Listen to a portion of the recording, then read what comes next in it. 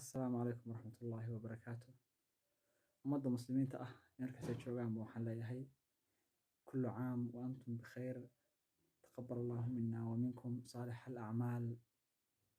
إلهي سبحانه وتعالى حين قصوا أقبله سأل الله تنك عشوا أنا صوصوا منين وما ننعيد وما نفرح. أمد المسلمين مركز جوجان وتهنئة دينية waxaan leeyahay mar labaad iyo mar saddexaad iyo mar afraad كل عام وأنتم بخير. إلهي سبحانه وتعالى bishan bisheeda haynagu gaarsiiyo barwaaqo barako bashbash iyo caafimaad qab nabad qab amni. Ilaahay subxaanahu wa tacaala waxaan leeyahay ummadda muslimiinta iyo ummadda Soomaalida meel kasta joogaan Ilaahay subxaanahu wa tacaala xanuunadan iyo waxyaabahan la sheegay ha kor qaado.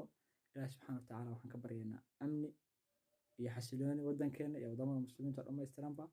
ugu dambeyn waxaan ummadda muslimiinta u dardaarmayaa in la iscafiyo in la musaafaxeeyo cafis maan leeyahay ummadda muslimiinta meel kasta